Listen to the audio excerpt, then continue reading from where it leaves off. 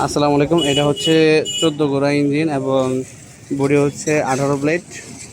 তো আজকে গাড়িটি মোটামুটি একটু দূরের দিকে যাবে। আমরা একটু ওনাদের সাথে একটু সরাসরি কথা বলি। আসসালামু আলাইকুম ভাই। ওয়ালাইকুম আসসালাম ভাই। ভাই আপনার নাম?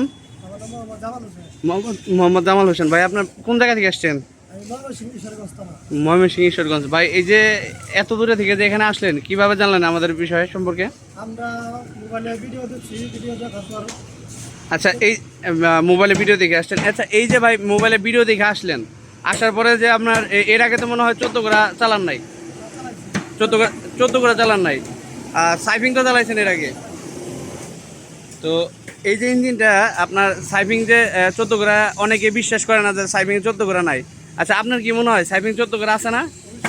আচ্ছা, এই যে আপনি মেশিনটা নিলেন, এটা তো সাইফিং 14 গোড়া। আর এর মধ্যে কোনো সন্দেহ আছে?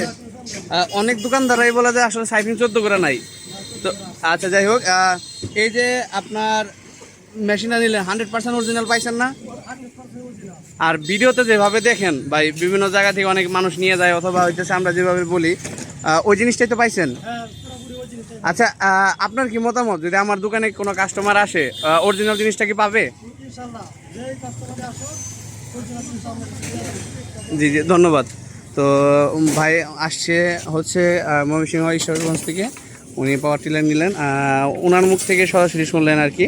আর আমরা বারবারে বলে দেই যে আপনার 14 গোড়া কিন্তু এক পেটিতে হয় না এখন পর্যন্ত। মানে এই গিয়ার বক্সে আসে নাই। তো এর আগে একবার আসতো যে 28 ব্লেডের সিস্টেমে, যে আপনার এইটা ছিল, বডি ছিল ওই রকম সিস্টেমে একবার আসছিল বাংলাদেশে, কিন্তু ওইটা আপাতত বন্ধ হয়ে গেছে।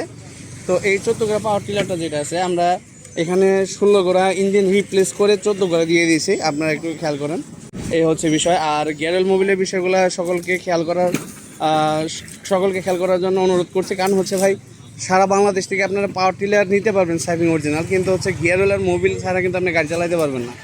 আর এইগুলো যদি আপনার ভালো না থাকে, সেক্ষেত্রে কিন্তু আপনি পরবর্তীতে বিপদে পড়বেন।